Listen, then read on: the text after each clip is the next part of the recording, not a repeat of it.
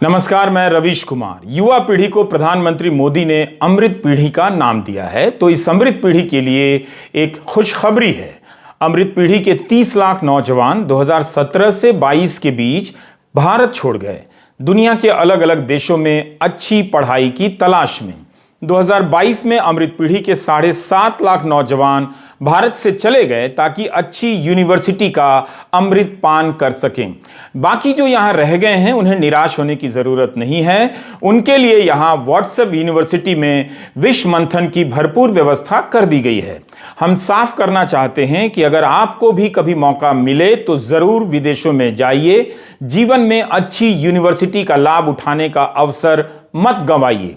लेकिन पहले इस वीडियो को जरूर देखिए कि युवा पीढ़ी का सत्यानाश कैसे किया जा रहा है। झूठ के हवन कुंड में अमृत पीढ़ी का स्वाहा स्वाहा किया जा रहा है।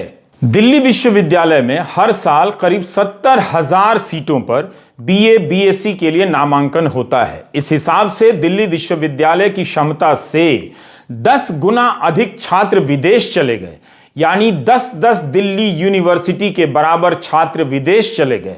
इन छात्रों को केवल पैसे वाला नहीं कहा जा सकता। यह धारणा सही नहीं है कि पैसे के दम पर जा रहे हैं, क्योंकि विदेशी संस्थानों में एडमिशन इतनी आसानी से नहीं मिलता है। वहां भी सख्त प्रतियोगिता है। जरूर कुछ लोग पैसे के दम पर चले जाते हैं, मगर बाहर जाने वाले छात्र पूर्ण या आंशिक छात्रवृत्ति के सहारे भी जा रहे हैं। जिनके भी माता पिता को यह बात समझ में आ गई है कि भारत की यूनिवर्सिटी बर्बाद हो चुकी है, वे अपने बच्चों को किसी भी तरह से यहां से निकालकर बाहर भेज रहे हैं। लोन लेना पड़ रहा है तो लोन ले रहे हैं, खेत बेचना पड़ रहा है तो खेत बेच दे रहे हैं। आपको ऐसी खबरें नेट पर मिल जाएंगी। वैसे आपको पता ही होगा कि पिछले साल दिल्ली विश्वविद्यालय का सत्र लेट शुरू हुआ है। यह आपने हार्वर्ड या ऑक्सफोर्ड में नहीं सुना होगा कि सेशन ही लेट हो गया, किसी को फर्क नहीं पड़ा। क्या यह सामान्य सी बात है कि दिल्ली विश्वविद्यालय में प्रथम वर्ष में पढ़ने वाले छात्रों की संख्या से 10 गुना अधिक छात्र एक साल के भीतर भारत से विदेश चले गए? शिक्षा को लेकर इतना बड़ा पलायन हो रहा है। यही राजनीतिक दल जब चुनावों में आपके गांवों और कस्बों में जाएंगे तो बोगस बातें करेंगे कि पलायन रोक देंगे, उद्योग आ जाएंगे जब हम सरकार में आएंगे। लेकिन शिक्षा के कारण भारत के भीतर और भीतर से बाहर जो लगातार पलायन हो रहा है उस पर बात नहीं करेंगे। हम आपको यह भी बताना चाहते हैं कि जब भी देश के भीतर या बाहर अच्छी यूनिवर्सिटी का मौका मिले, मत गंवाइए। मगर अच्छी यूनिवर्सिटी आपको या सभी को मिले, इस मुद्दे को राजनीति से बाहर भी मत निकालिए। कितनी खुशी की बात है कि आपको पढ़ने के लिए मिलती है 3rd क्लास यूनिवर्सिटी और आप कहलाते हैं अमृत पीढ़ी। तभी मैं कहता हूं कि इस देश की जवानी की कोई कहानी नहीं है, ना हो सकती है। उम्मीद है आप अमृत पीढ़ी कहलाने पर पार्टी कर रहे होंगे। अगर भारत की किसी यूनिवर्सिटी पर रिसर्च करना चाहते हैं कि कैसे एक यूनिवर्सिटी में छात्रों को बुलाकर बर्बाद किया जा सकता है, तो आप बिहार की मगध यूनिवर्सिटी पर रिसर्च कीजिए। 2 जनवरी 2023 को छपी प्रभात खबर की यह रिपोर्ट आप देख सकते हैं। यह दुनिया की पहली यूनिवर्सिटी होगी जहां 2018 में बीए में एडमिशन लेने वाले छात्र को 5 साल बाद भी डिग्री नहीं मिली है। 23 जनवरी के प्रभात खबर में ही एक और खबर छपी है कि बिहार के मगध विश्वविद्यालय के 1.5 लाख छात्रों को राहत मिलेगी। जनवरी के अंत तक रिजल्ट निकलेगा। इस विश्वविद्यालय के वाइस चांसलर पर भ्रष्टाचार के गंभीर आरोप लगे, इस्तीफा देना पड़ा और अब तक फरार हैं। 3 साल का बीए 5 और 6 साल में नहीं हो सका, लेकिन इस दौरान कई वाइस चांसलर आए और चले गए। सबकी दुकानें चलती रहीं। यहां पढ़ने वाले गरीब और साधारण घरों के बच्चे हैं, जिन गरीबों के नाम पर इस देश में सरकारें चलती हैं। यूनिवर्सिटी के चांसलर बनाम राज्य के शिक्षा मंत्री की बयानबाजी के बीच जो हुआ है बिहार में वह अक्षम्य है। इस यूनिवर्सिटी से जुड़ी खबरें आप निकाल कर पढ़ेंगे तो चक्कर खाकर गिर जाएंगे।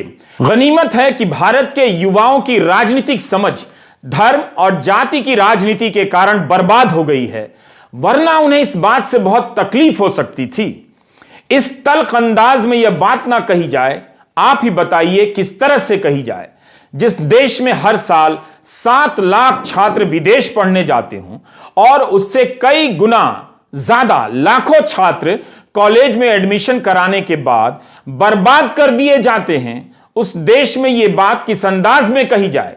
हमने केवल मगध यूनिवर्सिटी का उदाहरण दिया, न जाने कितनी ऐसी यूनिवर्सिटी देश भर में पसरी होंगी। जब सरकार से पूछा जाता है कि विदेशों में कितने लोग स्किल इंडिया की ट्रेनिंग लेकर जा रहे हैं, तो सरकार कहती है उसके पास ऐसा डेटा नहीं है, मगर उसी सरकार के पास इसका डेटा है कि विदेशों में पढ़ने के लिए कितने छात्र भारत छोड़कर जा रहे हैं। अमृतकाल में यह एक अच्छी बात है, लेकिन छात्रों को पता चल गया है कि भारत में पढ़ना भविष्य के साथ खिलवाड़ करना है। यह उससे भी अच्छी बात है। 2017 में 4.5 लाख छात्र विदेश गए भारत से पढ़ने के लिए। 2022 में यह संख्या 7,50,000 से अधिक हो गई। जब बजट भाषण में वित्त मंत्री सेंटर फॉर एक्सेलेंस का नाम लेती हैं और तालियां बजती हैं, तो इस संख्या को याद कीजिएगा कि इतने छात्र भारत छोड़कर किसी और देश के सेंटर फॉर एक्सेलेंस में चले गए। राष्ट्रपति ने अपने अभिभाषण में कहा है कि मोदी सरकार के 8 साल में हर दूसरे दिन एक कॉलेज बना है और हर सप्ताह एक यूनिवर्सिटी बनी है।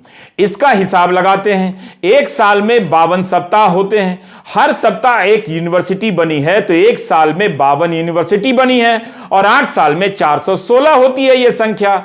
जिस देश में 8 साल में 416 यूनिवर्सिटियां बनती हों, उस देश की सेंट्रल यूनिवर्सिटी में 20 से 30% पद असिस्टेंट प्रोफेसर से लेकर प्रोफेसर के खाली हैं और उस देश के 6 से 7 लाख युवा विदेश जाकर पढ़ रहे हैं। आपको कुछ बुझाया भी या कसम खाकर बैठे हैं कि दिमाग का इस्तेमाल करना ही नहीं है। आप जानते हैं कि मैं गणित में कमजोर हूं, लेकिन राष्ट्रपति के अभिभाषणों में जो डेटा दिया गया है उसे लेकर आपसे ही सवाल करता हूं, क्या भाषण तैयार करने वालों ने डेटा सही दिया है?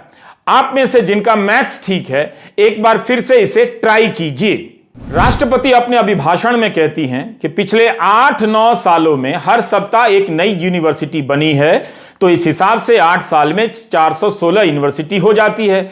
लेकिन इसी भाषण में राष्ट्रपति यह भी कह देती हैं कि 2014 के पहले भारत में 725 यूनिवर्सिटी थी, मगर पिछले 8 साल में 300 नई यूनिवर्सिटी बनी है।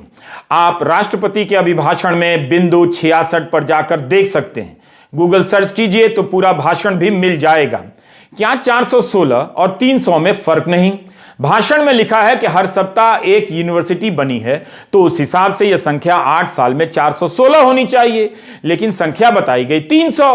अभी हमारा सवाल और भी है, अगर 400 या 300 नई यूनिवर्सिटी बनी है तो सरकार को बताना चाहिए था कि इनमें कितने प्रोफेसर, असिस्टेंट प्रोफेसर, कर्मचारी नियुक्त किए गए हैं, कितने छात्रों ने एडमिशन लिए हैं, इनमें से कितनी सरकारी यूनिवर्सिटी हैं, कितनी प्राइवेट हैं। राष्ट्रपति के अभिभाषण में इसे विस्तार से बताया जा सकता था, बल्कि सांसदों को सवाल पूछना चाहिए ताकि सरकार को जवाब देने का मौका मिले। उसके बाद यह सवाल भी जरूर पूछना चाहिए कि अगर 300 नई यूनिवर्सिटी बनी है तो उसके बाद भी 6 से 7 लाख छात्र हर साल विदेश क्यों जा रहे हैं? आप जानते हैं कि AICTE से मंजूरी प्राप्त इंजीनियरिंग कॉलेजों में सीटें नहीं भर रही। हो सकता है इंजीनियरिंग की मांग कम हो रही हो, यह भी हो सकता है कि कॉलेज ही घटिया हो। तब सवाल उठता है कि इन्हें मंजूरी कैसे मिल जाती है, या यह भी हो सकता है कि इनसे अच्छे कॉलेज दूसरे देशों में हैं तो वहां पढ़ने चले जाते हैं। किसी साल 4 लाख सीटें खाली रह गई हैं तो किसी साल 7 लाख सीटें। यह हाल है इंजीनियरिंग की शिक्षा का, और भारत विश्वगुरु बन गया है और आज की युवा पीढ़ी अमृत पीढ़ी हो गई है।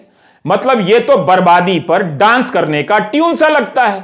YouTube पर रवीश कुमार ऑफिशियल देखा कीजिए।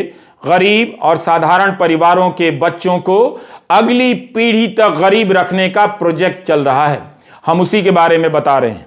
अगर किसी वजह से आपका बच्चा यहां की यूनिवर्सिटी में पढ़ रहा है तो मुमकिन है कि कई विषयों के प्रोफेसर ही नहीं होंगे।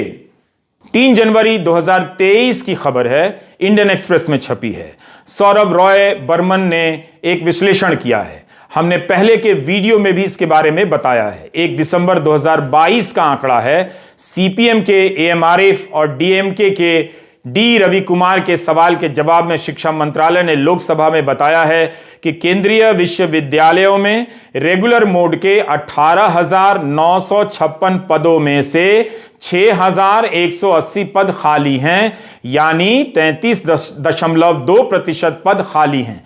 आरक्षित और अनारक्षित पदों को मिलाकर देखिए तो असिस्टेंट प्रोफेसरों के 20.7% पद खाली हैं, एसोसिएट प्रोफेसर के 45.08% पद खाली हैं और प्रोफेसर के 59.8% पद खाली हैं।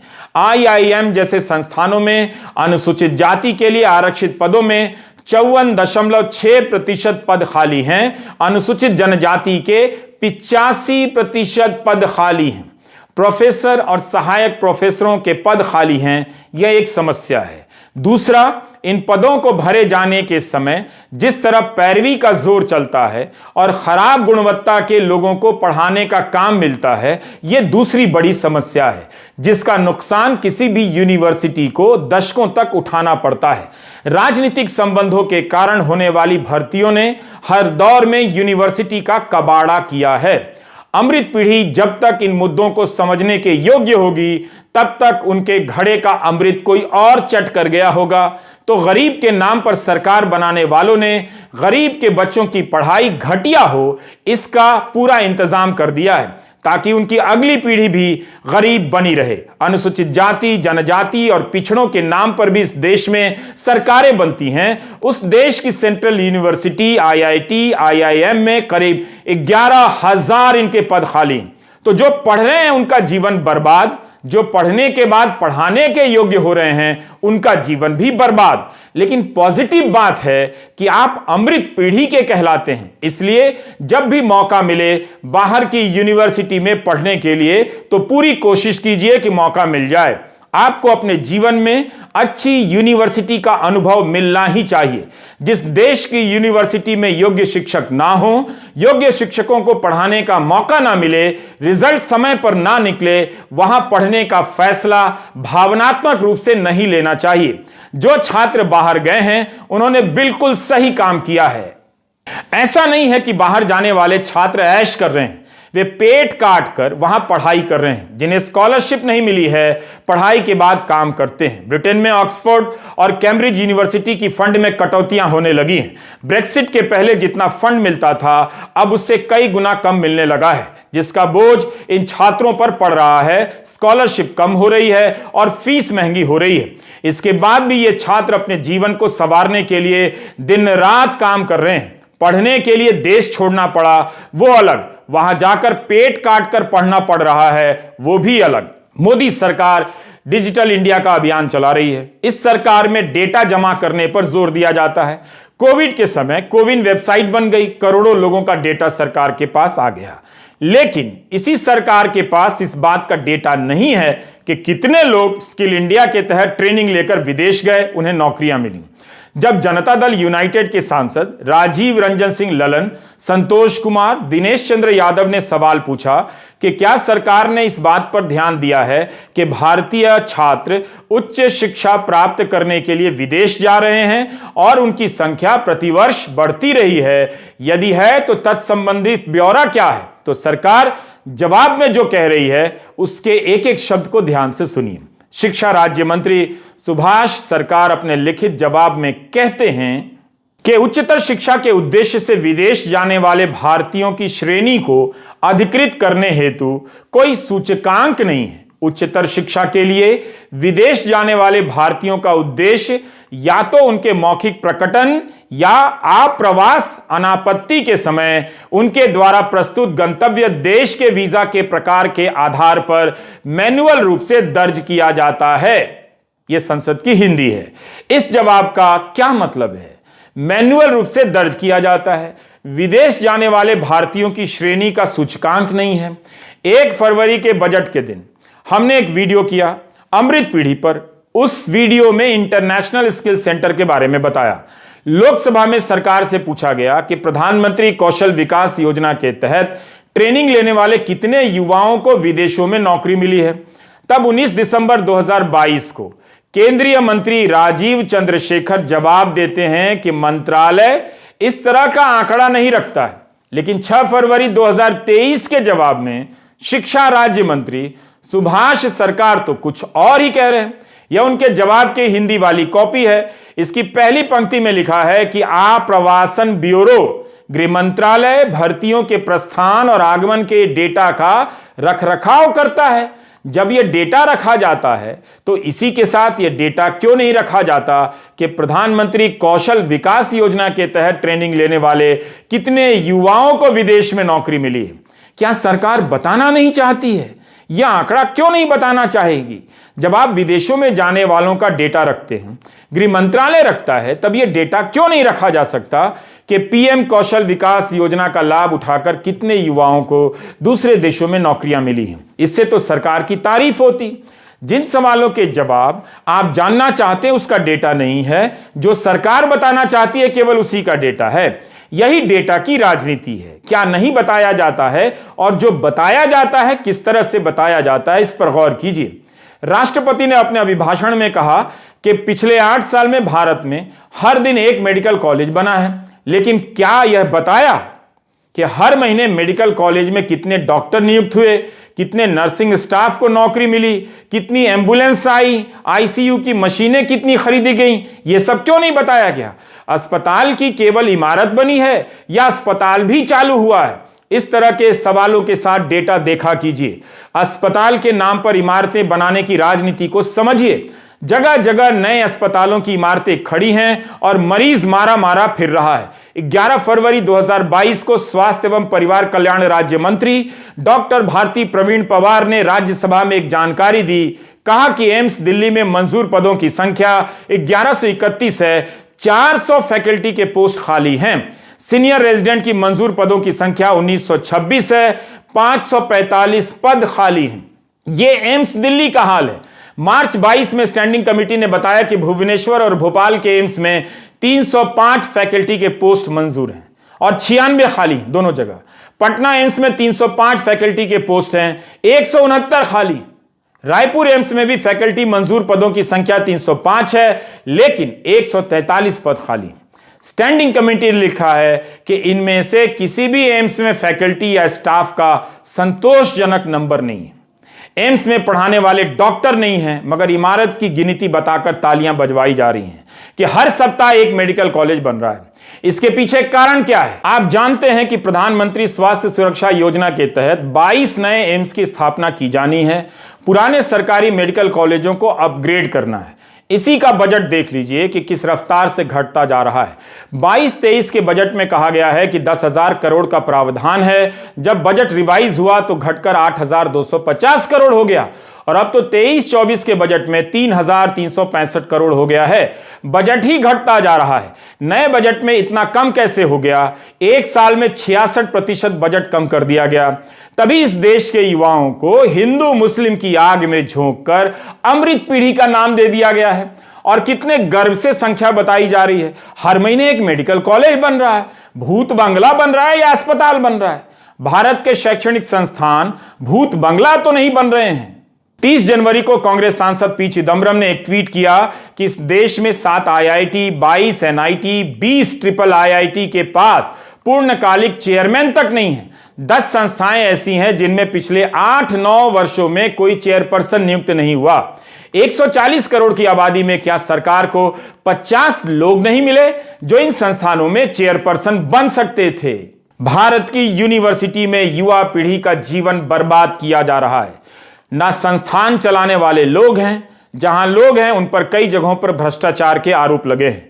पढ़ाने वाले लोग नहीं हैं। मेडिकल से लेकर इंजीनियरिंग और सोशल साइंस की पढ़ाई का इतना बुरा हाल है, उस देश में ऐलान हो रहा है कि विश्वगुरु बनने वाले। इससे बड़ा फ्रॉड क्या हो सकता है? इसलिए अपना टाइम खराब मत कीजिए, बैग पैक कीजिए और बाहर जाने की तैयारी कीजिए। बाहर नहीं जा सकते तो कोई बात नहीं, व्हाट्सएप यूनिवर्सिटी में फ्री में जो इतिहास पढ़ाया जा रहा है उस बोगस इतिहास को ही पढ़ लीजिए। कम से कम रिटायर्ड अंकिलों के साथ बात करने लायक तो हो ही जाएंगे। झूठ और फ्रॉड में घिरे भारत की युवा पीढ़ी को अमृत प्रणाम। नमस्कार, मैं रवीश कुमार।